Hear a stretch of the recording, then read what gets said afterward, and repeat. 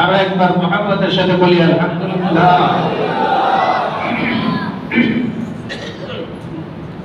প্যারে হাজিরিন, 10ই মুহররম আল্লাহ সুবহানাহু ওয়া তাআলা 1446 হিজরিতে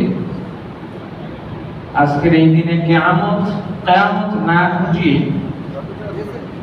আমাদেরকে যে এখন পর্যন্ত হায়াতে বাঁচিয়ে রেখেছে এবং আশুরা শুহাদায়ে কারবালার মাহফিলে তার অগণিত অসংখ্য বান্দাদের মধ্য থেকে কোটি কয়েক নগণ্য সংখ্যক কিছু বান্দাদেরকে হুসাইনি কাফেলায় আল্লাহর ঘরে মেহমান বানিয়ে ইমাম হুসাইনের স্মরণে শুহাদায়ে কারবালার স্মরণে হুসাইনি কাফেলায় শামিল হওয়ার তৌফিক দান করেছেন, সেই মহান মনিবের দরবারে হৃদয়ের সবটুকু ভালোবাসা আবেগ উজাড় করে দেহের সবটুকু শক্তি ইমানি শৌক ইমানি যৌক ইমানি জজবা একত্রিত করে জবান খুলে বলি আলহামদুলিল্লাহ,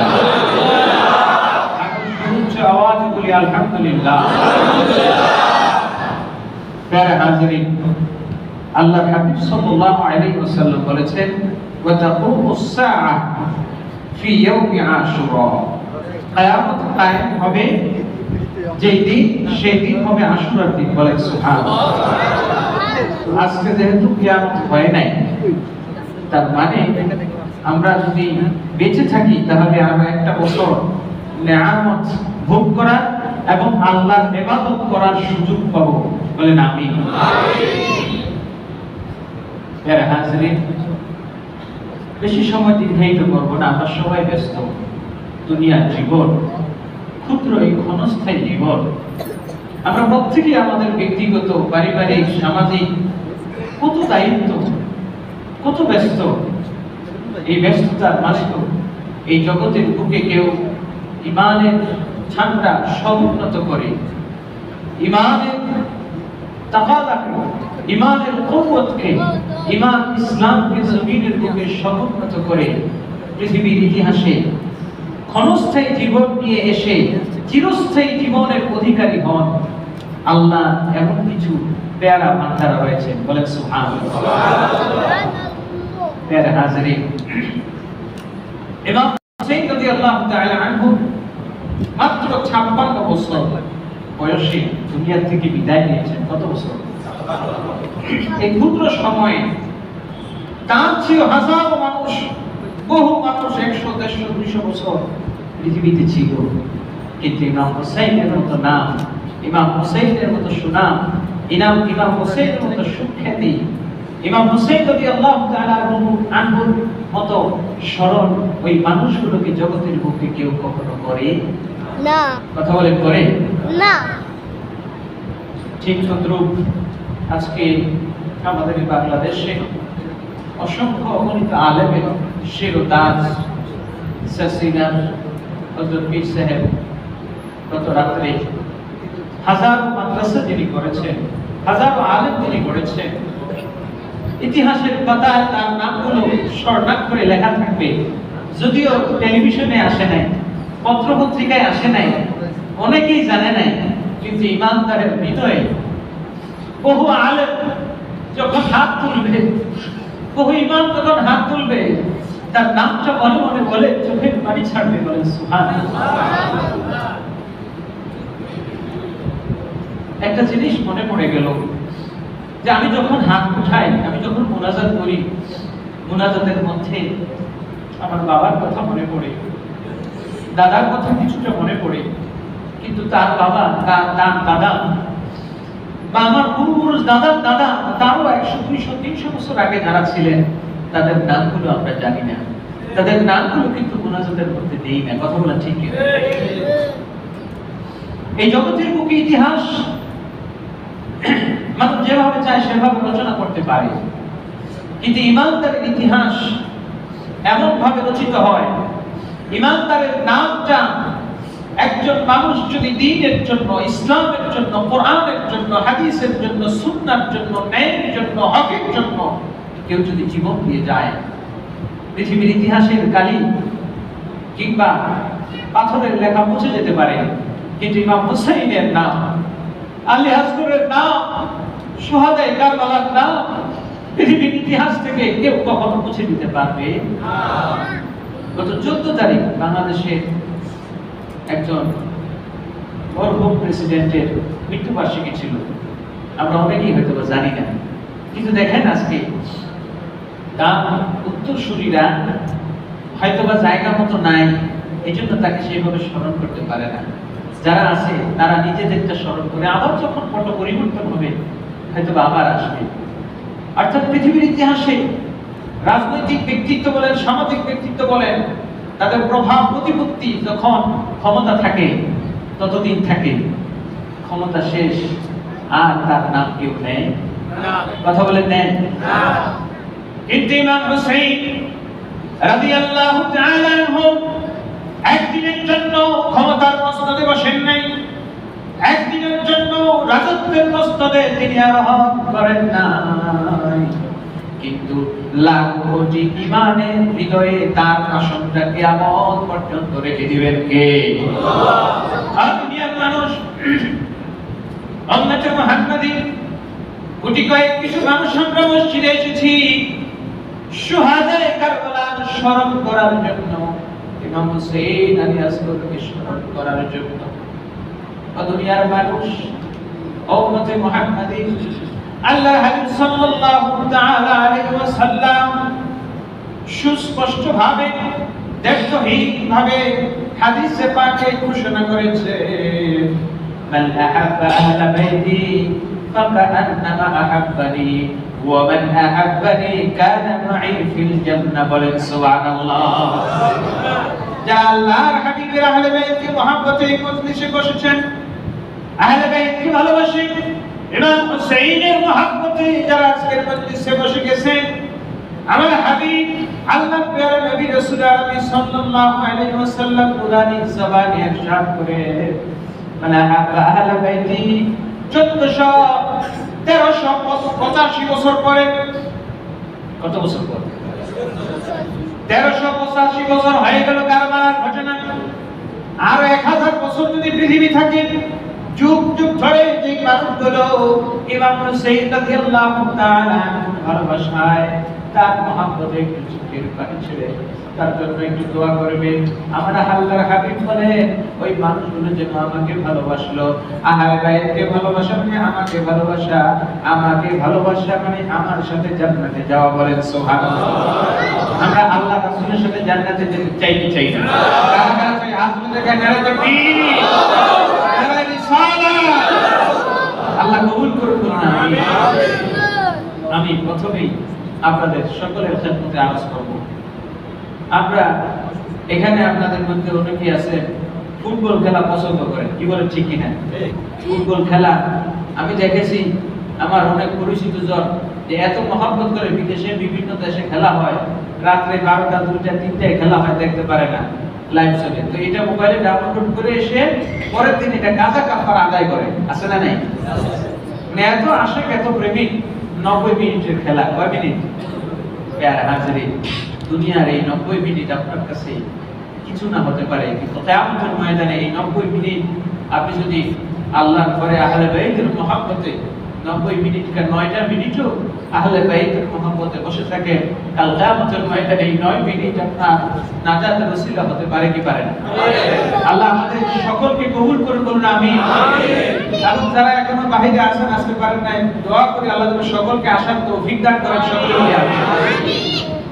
নবী কে নওয়াসে হুসैन बिन हैदर, नबी के नवासे हुसैन बिन हैदर, लड़क बन का वादा निभाने चले हैं सुए करबला, बहादुर के लेकर सुए करबला, बहादुर को लेकर हटाने चले हैं सुए কারবালা হে, বলেন সুবহানাল্লাহ। ইমাম হুসাইন রাদিয়াল্লাহু তাআলা কারবালার ইতিহাস আমরা অল্প সময়ের মধ্যে 1 ঘন্টার মধ্যে লেকচার ইনশাআল্লাহ শেষ করব, যাতে কারবালার ইতিহাসটা অন্তত আমাদের হৃদয়ে গেঁথে যায় এবং যখনই আমরা মোনাজাত করব যাতে মোনাজাতের মধ্যে কারবালা সুহাদায়ে কেরাম, সুহাদায়ে কারবালার কথাটা একটু মনে পড়ে। আমরা সকলেই বলি আমিন। प्यारे हाज़रीन, इधर कवि बोले छे पानी पिए तो अली असगर का प्यास याद रख, पानी पिए तो हुसैन का प्यास याद रख। अरे उम्मत, যখন পানি পান করবেন, আপনি যখন পানির পেয়ালাতে হাত দিবেন, ঠিক ওই মুহূর্তে যখন আপনার হৃদয় স্পটে ভেসে উঠবে তৃষ্ণার্ত, ক্ষুধার্ত, নিথর, নিস্তব্ধ আলী আসগরের চেহারাটা, রক্ত মাখা চেহারাটা আপনার চোখে যখন ভাসবে, যে এই পানির জন্য আলী আসগর জীবন দিয়েছে, এই পানির জন্য ইমাম হুসাইনের সাথে 72 জন ওই কারবালার জমিনের মধ্যে, উত্তপ্ত জমিনের মধ্যে ছটফট করতে করতে জীবন দিয়েছে। আমি যখন পানি পান করবেন, এই জন্য কবি বলেন পানি পিয়ে তো হুসাইন কা প্यास याद रख, पानी पिए तो अली असगर का प्यास याद रख। बोले सुभान अल्लाह। प्यारे हाज़रीन, ইমাম হুসাইন রাদিয়াল্লাহু তাআলা একটু শেষের ঘটনাটা বলি, এরপরে শুরু দিয়ে বলবো। আজকের এই রাতের একটা আপনি খেয়াল করেন, যদি আপনার বাবা আজকে দুনিয়া থেকে চলে যাইতেন, আপনার ভাই আজকে দুনিয়া থেকে চলে যেতেন, আপনার কেমন লাগতো? 10ই মুহররম শেষের দিক থেকে শুরু করলাম।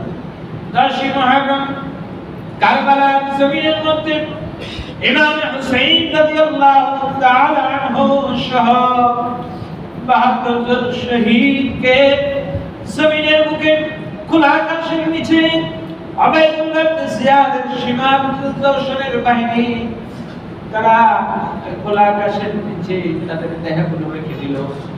নিজেদের যারা মারা গেছে ওই মানুষগুলোর কাফন দাফন করলো। ইমাম হুসাইন সহ সুহাদায়ে কারবালাকে কাফন দাফন বিহীন অবস্থায় তারা রেখে চলে গেল। ইমাম হুসাইন রাদিয়াল্লাহু তাআলা আনহুর সাথে তার বোন যায়নব ছিলেন। ফাতেমা রাদিয়াল্লাহু তাআলা আনহার একমাত্র কন্যা সন্তান হাসান হুসাইন রাদিয়াল্লাহু তাআলা আনহুর বোন। তিনি পরবর্তীতে বর্ণনা করছেন তারিখে তাবারির মধ্যে, তারিখে বাগদাদের মধ্যে খতিবে বাগদাদ উল্লেখ করছেন যায়নব রাদিয়াল্লাহু তাআলা আনহা তিনি যখন এই বন্দী বাহিনীর মধ্যে একমাত্র পুরুষ ছিলেন। ইমাম যায়নুল আবেদিন বলেন সুবহানাল্লাহ। বন্দীদেরকে যুদ্ধ বন্দীদেরকে নিয়ে গেল। ইমাম হুসাইন রাদিয়াল্লাহু তাআলা সহ 12 জন মতান্তরে 17 জনের মাথা তীরের মাথায়, বর্ষার মাথায় গেথে বর্ষার মাথায় গেথে ইমাম হুসাইন সহ 12 জনের মাথা, কেউ কেউ বলছেন সেখানে ছোট্ট কাসেমের মাথাও ছিল, ছোট্ট মাথাটা তীরের মাথার উপরে আছে। ইমাম হুসাইন সহ তাদের মাথাগুলো নিয়ে যাচ্ছে, যায়নবও যাচ্ছে, ঘরের মহিলারাও যাচ্ছেন। যাওয়ার পরে শীতের দিন ছিল। ওবাইদুল্লাহ ইবনে জিয়াদ কুফার গভর্নর ছিল। তো গভর্নর আপনার যে প্রাসাদে থাকে তখন কুচি বলা হইতো, হাভেলি বলা হইতো, আপনার এটাকে বলে যে চতুর্দিকে পরিবেষ্টিত শহরের মতো চতুর্দিকে দেয়াল থাকে। এই দেয়াল বেষ্টিত সুরক্ষিত সংরক্ষিত জায়গায় ওবাইদুল্লাহ ইবনে জিয়াদ থাকতো। এখন রাত্র হয়ে গেল। রাত্র হয়ে যাওয়ার পর শহরের দেয়ালের বাইরে, শহরের বাইরে গেট খোলা হয় না, বন্দীদেরকে রাখা হলো। রেখে সৈন্যবাহিনী পাহারা দিয়ে বন্দীদেরকে শহরের বাইরে এই রাতের বেলায় শীতের রজনীতে তাদেরকে এক সাইডে রেখে সৈন্যবাহিনী বিশ্রাম করতেছে। একজন মহিলা যিনি মদিনায় মা ফাতেমা রাদিয়াল্লাহু তাআলা আনহার খাদিমা ছিলেন, ওই মহিলা রাতের বেলায় তার গোলামকে নিয়ে বের হয় যখন শহরে রাজপ্রাসাদের দেয়ালের উপরে তিনি আরোহণ করলেন, দেখতেছেন কিছু মানুষ, কিছু মহিলারা কয়েকজন একটু আগুনের কাছে শীতে কনকন করে কাঁপতেছে, তাদের চেহারাগুলো অত্যন্ত উজ্জ্বল। এই মহিলা দেখে তার মায়া হলো, দয়া হলো, তার মনে পড়ে গেল আজ থেকে 24 বছর আগে আমি যখন মদিনাতুল মুনাওয়ারায় ছিলাম, মা ফাতেমা রাদিয়াল্লাহু তাআলা আনহা খেদমত করতাম।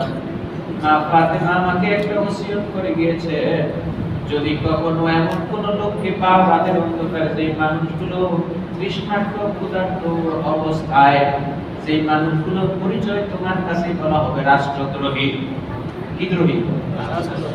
আরবিতে বলা হয় বাগী, হাদিসের মধ্যে কিতাবের মধ্যে বাগী বলা হবে তাদেরকে, বাগী মানে রাষ্ট্রদ্রোহী। এই মানুষগুলোকে যদি তুমি পাও, এই মানুষগুলোর খেদমত করো। আমি তোমাকে একটা ওসিয়ত করে যাই, তুমি হয়তোবা আমার পরে কুফায় অবস্থান করবে। ওই দেশে যদি কোনো বাগী পাও, কোনো রাষ্ট্রদ্রোহী শিশু এবং যুবক বৃদ্ধ নারী পাও, আমি ফাতেমা তোমাকে ওসিয়ত করে যাই, ওই মানুষগুলোর খেদমত করো। যদি তুমি তাদের খেদমত করো, আমি ফাতেমা তোমাকে ছাড়া জান্নাতে যাব না। সুবহানাল্লাহ। এবার তার কথা মনে পড়ে গেল। এই মহিলা দৌড়ে গিয়ে জিজ্ঞেস করলেন, না তোমার আপনারা কারা, কি আপনাদের পরিচয়? তারা কথা বলে না। সৈন্যবাহিনী বলতেছে, এদের সাথে কথা বলে না, এরা বাগী, এরা রাষ্ট্রদ্রোহী। এবার সে চোখের পানি ছেড়ে দিয়ে বলে, যদি রাষ্ট্রদ্রোহী হয় এদেরকে আমি চাই। বলেন না সুবহানাল্লাহ। তিনি তার বাড়িতে চলে গেলেন, দৌড়ে চলে গেলেন, বাড়ি থেকে খাবার দাবার কাপড় চোপড় এনে ওই মহিলাদের হোসেনের কাফেলার যে মহিলা ছিল তাদেরকে ব্যবস্থা করলেন, পোশাক দিলেন, খাবার দিলেন, পানি দিলেন, খেদমত করলেন। খেদমত করার পর ইমাম হুসাইন রাদিয়াল্লাহু তাআলা আনহুর কন্যা ফাতেমার কন্যা যায়নব অন্ধকারের মধ্যে ওই মহিলাকে ডেকে বলছেন, মা তোমার আপনি কে, আপনি কি, আপনার পরিচয়? এই দেশের মধ্যে যেখানে মানুষগুলো আমাদেরকে রাষ্ট্রদ্রোহী বললো, আমার ভাইকে কারবালার জমিনে কেটে টুকরো টুকরো করে ফেলে রাখলো, যেই মানুষগুলো আমাদের পরনের কাপড়গুলো ছিনিয়ে নিয়েছে, কানের গহনাগুলো ছিনিয়ে নিয়েছে, এই যে মানুষগুলো আমাদের সর্বস্ব লুটে নিয়েছে, এই জায়গায় আপনি আমাদের কেন খেদমত করতেছেন, কেন আমাদের সেবা শুশ্রূষা করছেন? আপনার কি পরিচয় একটু বলেন দেখি।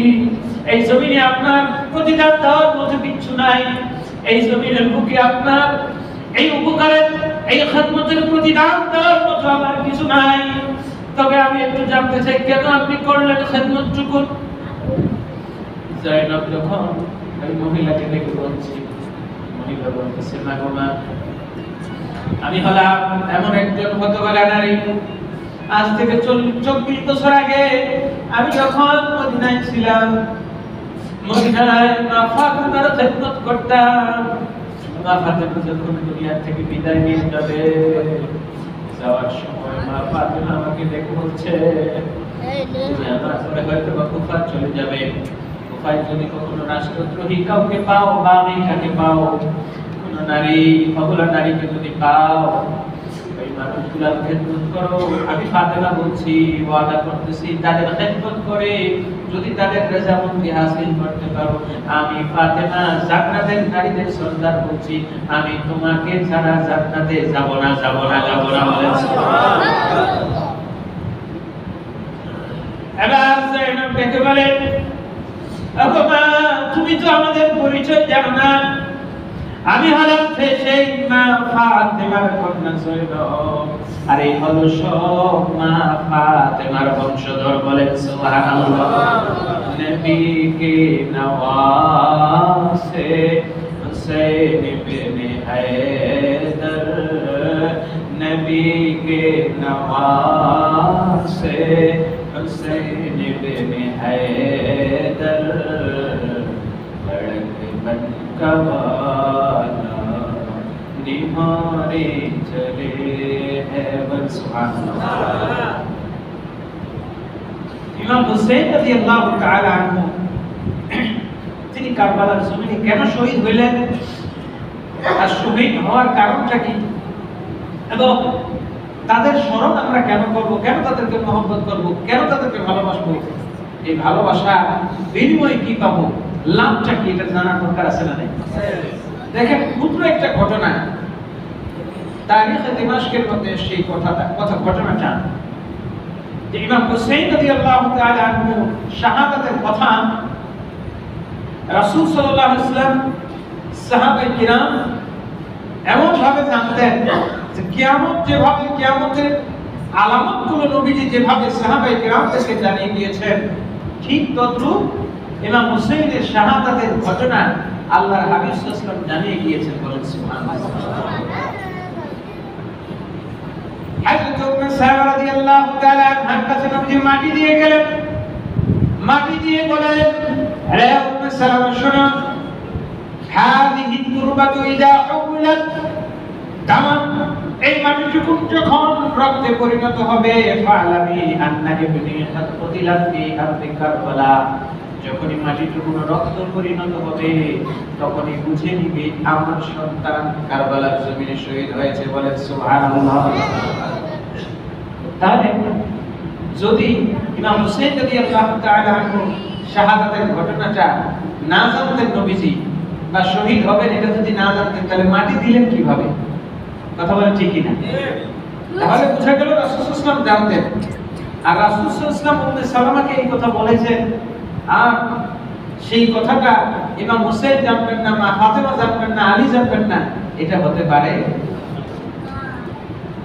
হাবিব ইবনে মুহাজির এবং সুহাইল ইবনে কায়েদ, এই দুইজন ব্যক্তি দুইটা সফরের মধ্যে ছিল। হাবিব ইবনে মুহাজির তিনি ছিলেন হযরত আলী রাদিয়াল্লাহু তাআলা আনহুর সাথে, সুহাইল ইবনে কায়েদ তিনি ছিলেন হযরত সালমান ফারিসি রাদিয়াল্লাহু তাআলা আনহুর সাথে। বলেন সুবহানাল্লাহ। দুইজনের সাথে জিহাদে গেলেন।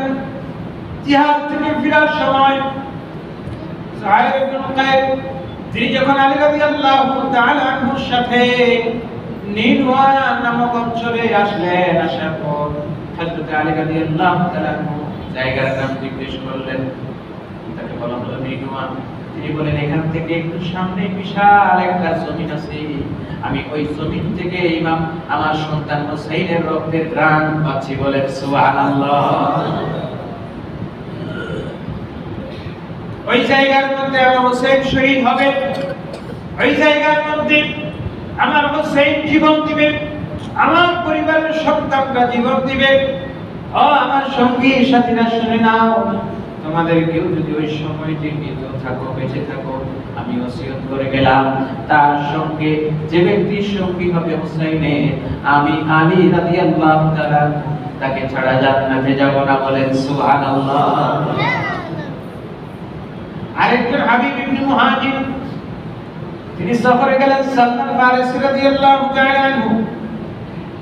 তারিখে খুলাফার মধ্যে ইমাম জালালুদ্দিন সুয়ুতী রাহমাতুল্লাহ আলাইহি বলেছেন, নবীজির যত সাহাবী ছিলেন সবচেয়ে বেশি বয়স্ক, অধিক বয়স পেয়েছিলেন হযরত সালমান। বলেন সুবহানাল্লাহ।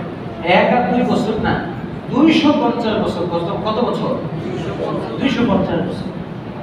তো এই সাহাবী হযরত সালমান ফারিসি রাদিয়াল্লাহু তাআলা তিনি যখন এই জায়গা দিয়ে যাচ্ছিলেন কারবালা দিয়ে, তিনি তখন বললেন, এই জায়গায় আমি নবী পরিবারের রক্তের ঘ্রাণ পাচ্ছি। বলেন সুবহানাল্লাহ।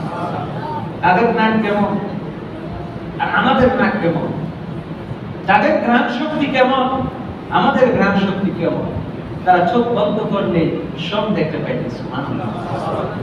আর আমরা চোখ বন্ধ করলে দেখি কেউ কিল মারে, কেউ ঘুষি মারে। কথা বলছি কিনা? আর ঘুমের মধ্যে খালি এরকম হাত দিয়া বাধা দেয়, আর যারা ব্যাট বল খেলে তারা ঘুমের মধ্যে খালি ব্যাট মারে। কথা বলছি কিনা? আর তাদের চোখ ছিল এমন, এটা সবার জন্য, আপনার জন্য প্রযোজ্য, আমাদের জন্য প্রযোজ্য, যে আমি হযরতে ওমর রাদিয়াল্লাহু তাআলা তিনি যখন মিম্বরে দাঁড়াইতেন, শুধু সামনের মুসল্লিদেরকে দেখতেন না, বরং তিনি যে সৈন্যবাহিনী পাঠিয়েছেন সেই সৈন্যবাহিনীর দিকেও খেয়াল রাখতেন। বলেন না সুবহানাল্লাহ। সৈন্যবাহিনী ডানে যাবে না বামে যাবে, পাহাড়ে উঠবে না পাহাড় থেকে নামবে, সেই ডিরেকশন হযরত ওমর রাদিয়াল্লাহু তাআলা মুবিন করে বসে দিতেন। সুবহানাল্লাহ। এখনকার কমান্ডার, এখনকার সেনাপ্রধানরা কিটা পারবে? এখানে বসে আছে যে ঘুমাইতেছে, সৈন্যবাহিনী পাঠাইতেছে যে তোমরা যুদ্ধ করে মরো, আমি একটু ঘুমাই, কি কর ঠিক কি না? প্যারা হাজিরিন, সাহাবী হযরত সালমান ফারিসি রাদিয়াল্লাহু তাআলা আনহু তিনি বলছেন, আমি নবী পরিবারের রক্তের ঘ্রাণ পাচ্ছি। তার সঙ্গী সাথীরা জিজ্ঞেস করলো, ব্যাপারটা কি, কেন আপনি এই কথা বলছেন? তিনি বললেন, হয়তো বাজিরে এই জমিনের মধ্যে নবীর পরিবারের ইমাম হুসাইন রাদিয়াল্লাহু তাআলা শহীদ হবে। আর আমি তোমাদেরকে একটা কথা জানাই যাই, নবী সাল্লাল্লাহু আলাইহি ওয়াসাল্লামের জবান মোবারকে আমি শুনেছি, যে ব্যক্তি হুসাইনের কাফেলায় থাকবে আল্লাহ রাব্বুল আলামিন ওই মানুষগুলোকে বিনা হিসাবে জান্নাত দিয়ে দিবে। বলেন সুবহানাল্লাহ। শুধু তাই নয়, হযরত সালমান ফারিসি রাদিয়াল্লাহু তাআলা আনহু তিনি বলেন, শুহাদায়ে কারবালার যারা শহীদ হবে হুসাইনের সাথে, ওই শহীদদের এক একজন শহীদের সুপারিশে আমার আল্লাহ রাব্বুল আলামিন উম্মতে মুহাম্মাদের ৭০,০০০ জাহান্নামীকে জান্নাত দিবে। বলেন সুবহানাল্লাহ। তাহলে সেই এক একজনের সুপারিশে যদি ৭০,০০০ মধ্যে একজনের মধ্যে আমরা পড়ে যাই, তাহলে আমাদের প্রশ্ন সেই আল্লাহ কবুল করুন, বলুন আমিন। প্যারা হাজিরিন, এজন্য আহলে বাইতে শুহাদায়ে কারবালার মাহফিলে বসলে লাভ নাকি লস? ৯০ মিনিট খেলা দেখলে মেসি বলেন, রোনাল্ডো বলেন, জীবনে এসে আপনার একটু মরণের সময় গলার মধ্যে পানি ঢালবে? কোন ঢালবে? জীবনে ঢালবে না, আপনার নামই তো শুনবে না, শুনবে। কিন্তু আপনি যদি ইমাম হুসাইনের মহব্বতে, ইমাম হুসাইনের ভালোবাসায় একটু চোখের পানি ছড়ান, হুসাইনের মহব্বতে এক গ্লাস পানি যদি কোনো মানুষকে পান করান, আল্লাহর কসম করে বলি, ইমাম হুসাইন শুহাদায়ে কারবালার মহব্বতে এক গ্লাস পানি যদি তৃষ্ণার্ত মানুষকে পান করা, এক গ্লাস পানির বিনিময়ে কালকে আমাদের ময়দানে হাউজে কাউসার আপনার নসিব হয়ে যাবে। বলেন সুবহানাল্লাহ। প্যারা হাজিরিন, রাত দীর্ঘ হয়ে যাচ্ছে, আপনাদের কষ্ট হচ্ছে জানি, কিন্তু কষ্টের রাত, ব্যথার রাত, দুঃখের সেই রাতটা পোহায় না। ইমাম হুসাইন রাদিয়াল্লাহু তাআলা তিনি যখন কারবালায় উপনীত হলেন, তার পরিবারের সদস্য সঙ্গী সাথী যারা ছিলেন সকলকে একত্রিত করে ইমাম হুসাইন বলছেন, শোনো, ইয়াজিদের বাহিনী তারা তোমাদের কারোর সাথে তার কোনো বিরোধ নাই, তোমাদের কারোর সাথে তার বিরোধিতা নাই, তোমাদের সাথে শত্রুতা নাই, সুতরাং যত শত্রুতা আছে আমি হুসাইনের সাথে আছে, আমি তোমাদের অনুমতি দিলাম, যা তোমরা এই রাতের অন্ধকারে যে দিকে পারো নিজের জীবন নিয়ে ফিরে যাও, জীবন নিয়ে বেঁচে থাকো, আমি চাই না আমার কারণে তোমাদের জীবন বিপন্ন হোক। বলেন সুবহানাল্লাহ। হুসাইন রাদিয়াল্লাহু তাআলা তিনি যখন এই কথা বললেন, যায়েনব ডেকে বলেন, ভাই রে, এই জমিনের বুকে তুমি না থাকলে আমার বেঁচে থাকার কোনো অর্থ হয় না। এক এক করে সকলেই বললে, হুসাইনকে বললে, আপনি যতক্ষণ পর্যন্ত দুনিয়ার জমিনে আমাদের দেহের মধ্যে যতক্ষণ পর্যন্ত এক ফোঁটা রক্ত থাকবে, ততক্ষণ পর্যন্ত আমরা আপনার সম্পর্ক কখনো ছাড়বো না। বলেন সুবহানাল্লাহ। এটা হলো ঈমানের জজবা, এটা হলো ঈমানের জজবা। এখন যদি ওদিক দিয়ে একটা বোম ফুটে, আমরা কিন্তু সব, আমিও নিজেও চলে যাবো, কতক্ষণ ঠিক কিনা? এটাই হলো ঈমানের কুওয়াত নাই, এটা প্রমাণ। আপনারা তো যাবেন, আচ্ছা আমারও চলে যেতে হবে, কি করবো, আপনারা চলে গেলেন, তখন ঠিক কিনা? ওয়াজ চলবে? প্যারা হাজিরিন, কিন্তু ঈমানের তাকাদা যখন আসবে, হক এবং বাতিলের কথা যখন আসবে, যে যুবকগুলো নিজের জীবন অধিকারের জন্য, ন্যায়ের জন্য, সত্যের জন্য দিচ্ছে, ওই যুবকের নাম ইতিহাস স্মরণ করতেও পারে, নাও করতে পারে, কিন্তু মানুষ কখনো তাদেরকে ভুলবে না। কথা বলে ভুলবে না। প্যারা হাজিরিন, যে বিষয়টি আমাদের এখনো বোধগম্য না, আমরা যে বিষয়টি এখনো বুঝি না, যে শুহাদায়ে কারবালা কি, শুহাদায়ে কারবালার মাহফিল কেন হবে, কেন শুহাদায়ে কারবালাকে মহব্বত করব, কেন তাদের জন্য চোখের পানি ফেলবো, আর এটা লাভটাই কি এখনো বুঝি না। যদি বুঝতাম তাহলে আমাদের সংখ্যা এত কম হইতো না, বরং আমাদের সবার চোখে পানি আসতো। পানি আসবে কোথা থেকে? বাবা মরলে বাবার জন্য চোখের পানি অনেক ছেলের চোখে দেখি না। জীবন বহু জানাজা পড়িয়েছি, বহু জানাজা পড়িয়েছি ইমামতি করার কারণে। বহু ছেলেকে দেখেছি বিদেশ থেকে এসে বাবাকে রেখে আবার চলে গেছে, এক ফোঁটা চোখের পানি আসে না। কি সত্য বললাম না মিথ্যা বললাম? তো সমাজে এরকম আছে না? আছে। গত কয়েকদিন আগে, এই গত সপ্তাহে যে কোনো একটা জায়গায় আমি গিয়েছি দোয়া মিলাদ উপলক্ষে। আসরের পরে মিলাদ, আমি নামাজ পড়ে আর ছাত্রদেরকে নিয়ে গেলাম। নামাজ তো তারা পড়লোই না, বললো হুজুর দোয়া দাবি যা কিছু করার খুব তাড়াতাড়ি শর্টকাট করে চলে যান। মৃত ব্যক্তির ছেলে বলতেছে কোটি কোটি টাকার সম্পদ থেকে গেছে, একেবারে বাস্তব চোখের ব্যাপার। মিম করে বসে বলতেছি, বানায় বলতেছি যে আমাদের চোখে সমাজে এরকম লোক নাই? কথা কোন আছে না? নাই, বহু আছে। বাবার জন্য চোখের পানি আসে না, তো হুসাইনের জন্য আসবে কেন? কথা কোন ঠিক না? আমার বাবাজিরা মনে রাখবেন, ইতিহাস জালেমদেরকে যারা জুলুম করে, যারা মানুষের উপর অত্যাচার করে, ওই মানুষগুলোকে জালেমদেরকে ইতিহাস স্মরণ করে না, জালেমদেরকে ইতিহাস আস্থা করে নিক্ষেপ করে। আর যারা দ্বীনের জন্য, ইসলামের জন্য, কোরআনের জন্য, হকের জন্য, ন্যায়ের জন্য, মানুষের অধিকার আদায়ের জন্য যারা জীবন দেয়, ওই মানুষগুলোকে কিয়ামত পর্যন্ত মানুষ স্মরণ করে। কথা ঠিক? শহীদ আসাদ নামে, আসাদ কেটে আছে না? নাই, আছে। এই যুবক অল্প বয়সে চলে গেছে, কিন্তু মানুষের অধিকারের জন্য যখন জীবন দিয়েছে, সেই মানুষটার নাম, সেই যুবকটার নাম এখনো ইতিহাসে আছে না? নাই, আছে। সুতরাং যেই জীবন দিবে হকের জন্য, ন্যায়ের জন্য, তাকে ইতিহাসের মধ্যে সংরক্ষণ করে রাখবেন কি? আল্লাহ। কথা বলেন কে? আল্লাহ। আল্লাহ যাকে সংরক্ষণ করবে, পৃথিবীর মানুষ তাকে বুঝতে পারে। আমরা তো বই পুস্তকে ইতিহাস পাল্টায়া দেই। 20 বছর বাচ্চারা একরকম ইতিহাস পড়ে, এরপরে আবার আরেক রকম ইতিহাস পড়ে কি পড়ে না? আমরাই দেখছি, আমরা যে এরকম লেখাপড়া বই পুস্তকে ইতিহাস পড়েছি, এখনকার আমাদের বাচ্চাদেরকে আমরা যখন পড়াই, যেটা আমরা পড়ছি সেটা কিন্তু পড়াই না। আমি তো শিক্ষক হিসেবে বললাম, কথা কি বুঝতে পারছেন আপনারা? গভীরভাবে অনুধাবন করার চেষ্টা করবেন। ইতিহাস মানুষ রচনা করে, মানুষ পাল্টায়, কিন্তু আল্লাহ যে ইতিহাস রচনা করে, যারা হকের ইতিহাস, ন্যায়ের ইতিহাস, মানুষের অধিকারের জন্য যে যুবকগুলো জীবন দিবে, ওয়াল্লাহি আল্লাহর কসম করে বলি, মানুষ ইতিহাস মুছে দিতে পারে, কিন্তু আল্লাহ তাদেরকে কিয়ামত পর্যন্ত মানুষের হৃদয়ে বাঁচায় রাখবে কি রাখবে না? রাখবে। কথা বলেন, রাখবে কি রাখবে না? সুতরাং হকের পক্ষে, ন্যায়ের পক্ষে, মানুষের অধিকারের জন্য জীবন দেওয়া, এটি শিখিয়েছেন ইমাম হুসাইন। বলেন সুবহানাল্লাহ। ন্যায়ের জন্য জীবন দেওয়া, এটি হচ্ছে কারবালার শিক্ষা। বলেন সুবহানাল্লাহ। ইমাম হুসাইন রাদিয়াল্লাহু তাআলা আনহু, তার সাথে ইয়াজিদের একটা দ্বন্দ্ব আমরা মনে করি কারবালা থেকে না, একটু নতুন ভাবে একটা ইতিহাস জানেন যে আমরা মনে করি যে ইমাম হুসাইনের সাথে ইয়াজিদের দ্বন্দ্বটা কারবালাকে কিংবা ক্ষমতা নিয়ে, কি বলেন ঠিক না? এটাই তো জানেন আপনারা। আপনারা মনে করেন যে ক্ষমতা নিয়ে দ্বন্দ্ব, তাই কি না? ইমাম হুসাইনের সাথে ইয়াজিদের সাথে ক্ষমতা নিয়ে কোনো দ্বন্দ্ব নয়।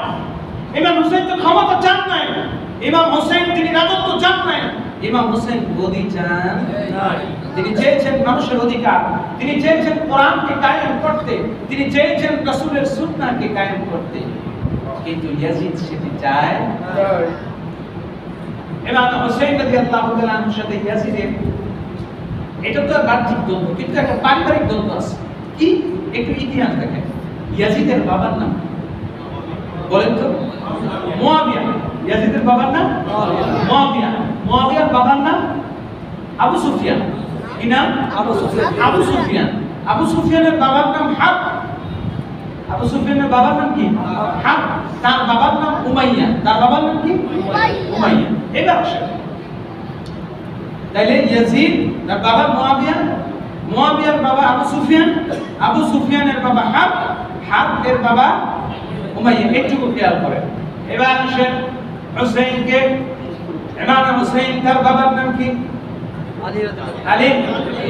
ইমাম হোসেন তার বাবার নাম আলী রাদিয়াল্লাহু তাআলা আনহু। আলী রাদিয়াল্লাহু তাআলা আনহু তার বাবার নাম কি? আবু তালেব। কি নাম? আবু তালেব। আবু তালেবের বাবার নাম কি? Abdul Muttalib. কি নাম? আব্দুল মুত্তালিবের বাবার নাম কি? হাশিম। কি?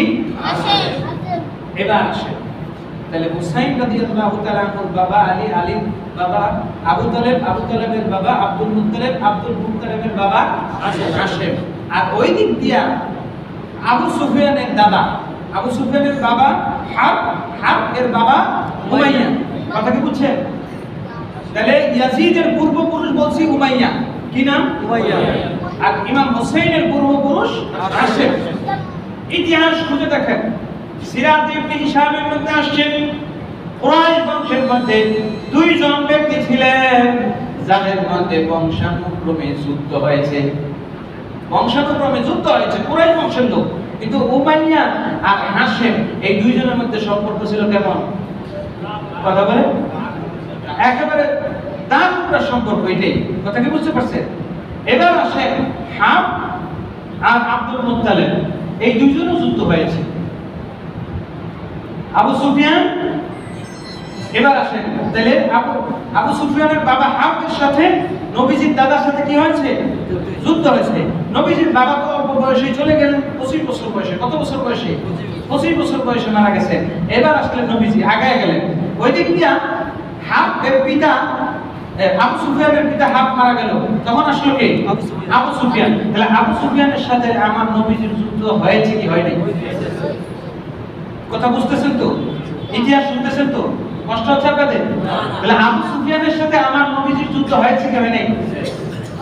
বদরের যুদ্ধে আবু সুফিয়ান কি নবীজির পক্ষে ছিল না বিপক্ষে ছিল?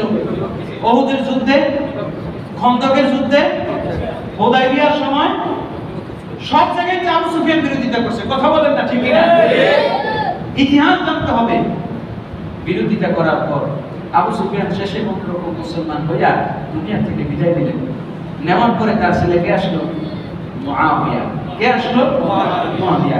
আল্লাহ রাসূল সাল্লাল্লাহু আলাইহি ওয়াসাল্লাম চলে গেলেন, আসলেন আলী। কে আসলেন? এবার আসলেন ইতিহাস। আলী রাদিয়াল্লাহু তাআলা আনহুর সাথে 34 হিজরিতে 31 হিজরিতে পরে আলী এবং মুআবিয়া দুইজনের মধ্যে একটা যুদ্ধ হয়েছিল। সেই যুদ্ধের নাম সিফিনের যুদ্ধ। কি যুদ্ধ? কথা বলেন কি যুদ্ধ? তাহলে আলী এবং মুআবিয়া দুইজনের মধ্যে যুদ্ধ হয়েছে কি হয় নাই? হয়েছে। মুআবিয়া চলে গেলেন, আলী রাদিয়াল্লাহু তাআলা আনহু দুনিয়া থেকে বিদায় নিয়ে চলে গেলেন। তারপরে মুআবিয়ার পরে ইয়াজিদ আসলো, আলী রাদিয়াল্লাহু তাআলা পরে আসলেন ইমাম হুসাইন। কে আসলেন? ইমাম হুসাইন। তাই যুদ্ধ যে একটা পারিবারিক ব্যাপার, এই বিষয়টা বুঝে আসছে? বুঝতে পারছেন তো? একেবারে দিবালোকের মতো স্বচ্ছ বিষয় যে যুদ্ধটা সে আগের থেকেই চাচ্ছে। এবং শুধু তাই নয়, শুধু তাই নয়, ইয়াজিদ যখন ইমাম হুসাইন রাদিয়াল্লাহু তাআলা আনহুকে ইমাম হুসাইন রাদিয়াল্লাহু তাআলা আনহুকে সাওয়ারিকে মুহারিকা কিতাবের মধ্যে এসে অনেকেই এটা অস্বীকার করে যে উবাইদুল্লাহ ইবনে জিয়াদের কথা বলে। না, উবাইদুল্লাহ ইবনে জিয়াদ তো বেয়াদবি করেছেন এবং ইয়াজিদ ও ইমাম হুসাইন রাদিয়াল্লাহু তাআলা আনহুর সাথে বেয়াদবি করেছে। কি? ইয়াজিদের দরবারে যখন ইমাম হুসাইন রাদিয়াল্লাহু তাআলা আনহুর মস্তক মোবারক নেওয়া হলো, তার সামনে যখন রাখা হলো, সে হাতের লাঠি দিয়ে যখন ঠোঁটের মধ্যে আঘাত করতেছে, তার বলতেছে আজকে আমার সেই বাপ দাদার প্রতিশোধ, বদর, উহুদ, খন্দকের যুদ্ধে আমার বাপ দাদার সাথে যে যুদ্ধ হয়েছিল সেই ক্ষতিপূরণ আজকে পূরণ করলাম। বলেন নাউজুবিল্লাহ। চিৎকার করে বলেন নাউজুবিল্লাহ। এই মানুষটা ইমাম হুসাইন রাদিয়াল্লাহু তাআলা আনহুর উপরে এইভাবে জুলুম করতে পারে, অত্যাচার করতে পারে, অন্যায় অবিচার করতে পারে, কোন মুসলমান ইয়াজিদের পক্ষ নিতে পারে না। কোন ইমানদার জালেমকে সমর্থন করতে পারে না। একেবারে সুস্পষ্ট কথা। প্যারা হাজিরিন, এই সমাজের বুকে, এই জগতের বুকে বাবার পরে ছেলে গদি দখল করে, ছেলে পদ দখল করে। কথা কি বুঝতে পারছেন? এই জগতের বুকে এই জিনিসটা চালু আছে। আমি চলে গেলে আমার চেয়ারটা দিয়ে যাবো কাকে? ছেলেকে। ছেলেকে। ছেলে না খেয়ে থাকলে ভাই ভাতিজা বন্ধু যারা আছে তাদেরকে, কিন্তু ইসলাম এটি বলে না। আমির মুআবিয়া তিনি তার ছেলেকে গদি দিয়ে গেলেন। কি দিয়ে গেলেন? গদিটা দিয়ে গেছেন। আরে গদি তো এটা কার পৈতৃক সম্পত্তি নয়। ইসলামী খেলাফতের যে মসনদ, এটি কারো ব্যক্তিগত সম্পত্তি নয়, এটি আল্লাহর দেওয়া আমানত বলে সুবহানাল্লাহ। ইসলামী খেলাফত, ইসলামী মসনদ, এটি কারো ব্যক্তিগত বাপদাদার পৈতৃক সম্পত্তি নয়, বরং এটি আল্লাহর দেওয়া আমানত, এবং এটি আল্লাহর দেওয়া সম্পদ, জনগণের প্রতি আমানত। ঠিক কিনা বলে? আমি ইচ্ছাকৃতভাবে আরেকজনকে দিয়ে গেলাম, আমির মুআবিয়া যে কোনো কারণেই হোক ইয়াজিদকে দিয়ে গেলেন, কিন্তু ইসলাম বলে, যোগ্যতা বলে বলিয়ান হয়ে একজন আসন গ্রহণ করবে। ইসলাম এটাই বলে। আনজিলিন নাসা মানাসিলাহু, নবী সাল্লাল্লাহু আলাইহি ওয়াসাল্লাম সুস্পষ্ট বলে দিয়েছেন, কোন সুপারিশ নয়, কোন ধরনের সুপারিশ নয়, পার্সিয়ালিটি নয়, বরং মানুষকে তার যোগ্যতা অনুযায়ী পদ দিতে হবে। কি বলে? ঠিক কিনা? যোগ্যতা অনুযায়ী চেয়ার দিতে হবে, যোগ্যতা অনুযায়ী আসন দিতে হবে। যে কাউকে অমুকের জন্য এই কয়টা, ভাইয়ের জন্য এটা, ভাতিজার জন্য এটা, নাতির জন্য এটা, পুতির জন্য এটা, ইসলাম এটিকে কখনো সমর্থন করে না। প্যারা হাজরিন, এই বিষয়টি নিয়ে সুস্পষ্ট ধারণা থাকতে হবে। এটি ঠিক নয়, এটি ইসলাম সমর্থন কাম্য করে না। এইজন্য ইমাম হুসাইন রাদিয়াল্লাহু তাআলা আনহু তিনি রাজত্ব চান নাই, তিনি ক্ষমতা চান নাই, ক্ষমতা মসনদ তিনি চান নাই, কারণ আল্লাহ রাব্বুল আলামিন দুইটা জিনিস রেখেছেন, একটু গভীরভাবে খেয়াল করবেন। একটা হলো খেলাফত, আরেকটা হলো বেলায়াত। বলেন সুবহানাল্লাহ। একটা হলো খেলাফত, আরেকটা হলো বেলায়াত। দেখেন, দেশ যারা শাসন করে, দেশের রাজত্ব যারা করে, দেখবেন হক্কানি ওলামায়ে কেরাম এগুলোর মধ্যে যান না। কথা একটু গভীরভাবে খেয়াল করবেন। হক্কানি ওলামায়ে কেরাম যারা আছি আমরা এই রাজত্বের মধ্যে, শাসনতন্ত্রের মধ্যে, শাসন শোষণের মধ্যে আমরা নাই। এর কারণটা কি? একটু গভীরভাবে খেয়াল করবেন। এর কারণ এটা নয় যে ইসলামী শাসন, ইসলামী হুকুমত আমরা চাই না। এর কারণ হলো এটা যে আল্লাহ রাব্বুল আলামিন আল্লাহর হাবিবের মাধ্যমে দুইটা জিনিস দিয়ে গেছেন। নবীগণ যতদিন পৃথিবীতে থাকবেন, খেয়াল রাখবেন, নবীগণ যদি পৃথিবীতে থাকেন, খেলাফত, ইমামত দুইটি তার হাতে থাকবে। কথা কি বলছেন? দেশের শাসন ক্ষমতা এবং মসজিদের ক্ষমতা দুইটি কার কাছে থাকবে? নবীর কাছে। নবী যখন থাকবেন, নবীর কাছে মসজিদের মিম্বর আর রাষ্ট্রের মিম্বর দুইটাই, মসজিদের আসন আর রাষ্ট্রের মসনদ দুইটি কার কাছে? নবীর কাছে। কিন্তু নবী যখন না থাকবেন, তখন আল্লাহ রাসূল সাল্লাল্লাহু আলাইহি ওয়াসাল্লাম দুইটা ভাগ করে দিয়েছে। কি করে দিয়েছে? কেমনে? খেলাফতের জন্য আল্লাহ রাসূল সাল্লাল্লাহু আলাইহি ওয়াসাল্লাম নির্দেশ দিয়ে গেছে, আমার পরে 30 বছর খেলাফত চলবে। তোমরা আবু বকর, ওমর, ওসমান, আলী তাদেরকে নির্বাচন করো। বলেন সুবহানাল্লাহ। আর আরেকটা জিনিস আলী রাদিয়াল্লাহু তাআলা আনহুর মাধ্যমে, আহলে বাইতের মাধ্যমে দিয়ে গেছেন, সেটা হলো মান কুনতু মাওলাহু ফাআলিয়ু মাওলাহু। বলেন সুবহানাল্লাহ। আমি যার মাওলা, আলীও তার মাওলা। সুবহানাল্লাহ। আমি যার অভিভাবক, আলীও তার কি? অভিভাবক। এর দ্বারা এটাই বলে গেছেন